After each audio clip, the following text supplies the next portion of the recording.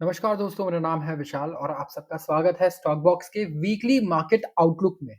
Nifty और bank Nifty दोनों index का क्या इंपॉर्टेंट लेवल रहने वाला है इस वीक, हम लोग ये डिस्कस करने वाले हैं। यहाँ पे हम आपको सपोर्ट और रेजिस्टेंस बताएंगे, ये बताएंगे कि कहाँ एंट्री करना बेटर है, कहाँ एंट्री नहीं करना चाहिए, कहाँ ट्रैप हो सकते हैं।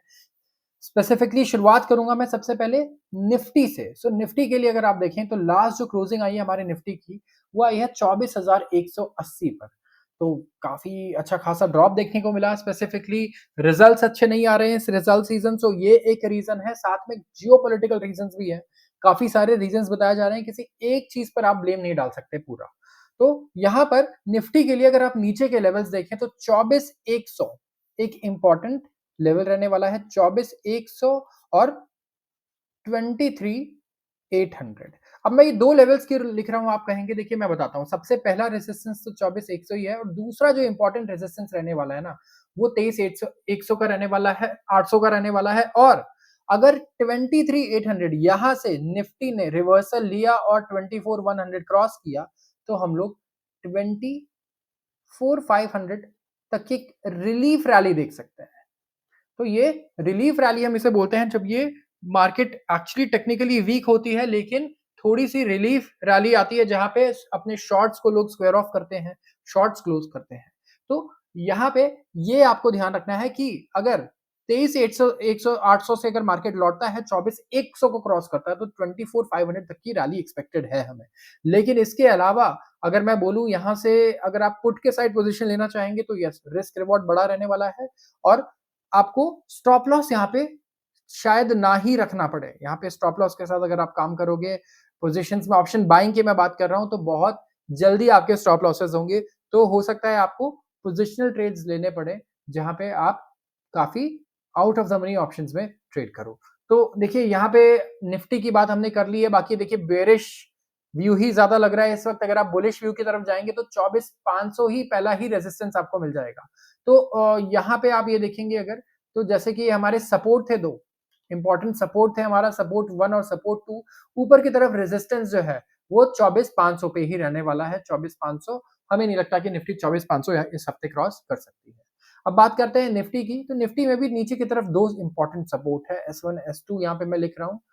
तो यहाँ पे जो दो सपोर्ट है हमारे, 49,500 सपोर्ट 2 है, और सबसे पहला सपोर्ट होगा 50,200 का, जो इस मंथ का सबसे लोएस्ट लेवल भी है। इस वक्त बैंक निफ्टी चल रहा है 5787 पे, एंड बैंक निफ्टी नीचे से रिकवर हुआ है। आई थिंक उस दिन हमारा जो परसों का डे लो लगा है वो करीब 50-500 के आसपास ही लगा है। तो यहाँ से 2 250 300 पॉइंट की करीब करीब recovery I, and bank Nifty वहां पे क्लोज हुआ। बट लेवल्स ऊपर की तरफ अभी भी फिक्स रहने वाले हैं। 51,000 एक बहुत बड़ा रेजिस्टेंस है। हमें लगता है कि ये रेजिस्टेंस इस वीक नहीं क्रॉस होने वाला है। सबसे पहले तो अगर हम देखें ये, और इसके बाद अगर होता भी है और बैंक निफ्टी में रिलीफ रैली भी आती है, तो आप मत मान के चलिए कि ये 51,500 क्रॉस कर सकता है। 51,500 हमें नहीं लगता कि बैंक निफ्टी क्रॉस करेगा। एंड यहाँ एक बड़ा रेजिस्टेंस ये फेस करने वाला है 51,000 पर। तो ये रही बात बैंक निफ्टी की। इसके अलावा अगर आप बैंक्स में देखेंगे तो बड़े बैंक्स के रिजल्ट आ चुके हैं एसबीआई के अलावा, एंड एसबीआई के रिजल्ट इस वीक है नहीं। तो जो मैक्रो इकोनॉमिक फैक्टर्स है वही इंपॉर्टेंट रहने वाले हैं। स्पेसिफिकली आज जब मैं वीडियो बना रहा हूं तो इसराइल ने ईरान पे रिटेलिएशन किया है। आई थिंक 100 से ज्यादा जेट फाइटर्स भेजे हैं ईरान में। सो वी हैव टू सी कि जियोपॉलिटिकल सिचुएशन कैसा रहता है, और इसी के लिए आपको कुछ नहीं देखना है, ना इसराइल देखना है ना ईरान। आपको सिर्फ क्रूड पे नजर रखना है, क्रूड ऑयल पे आप नजर रखिए। ठीक है, अगर ये कुछ ऐसा हो जाए कि $90 पे पहुंच जाए एकदम से, तभी हमें बड़े शॉक्स देखने को मिलेंगे। नहीं तो इसके अलावा जितने भी न्यूज आती है ईरान, इसराइल, रशिया, यूक्रेन को लेकर के, ये सारी क्लिकबेट कंटेंट ज्यादा होते हैं। इसमें कुछ ज्यादा होता नहीं, अगले दिन कोई फर्क भी नहीं पड़ता मार्केट पे।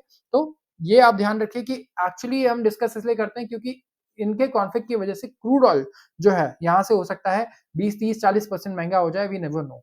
तो क्रूड ऑयल अगर आप देखेंगे कि ये चल रहा है 70 से 80 के बीच में, तो आप रिलैक्स रहिए कि ये जो सारी न्यूज है ये सिर्फ एक हाइप है, और इसको आपको फॉलो नहीं करना है। तो आज के लिए बस इतना ही। अगर आपको वीडियो अच्छी लगी तो इसे सब्सक्राइब कर लीजिए चैनल को, एंड वीडियो को लाइक करना बिल्कुल ना भूलें। आप सबका बहुत बहुत धन्यवाद।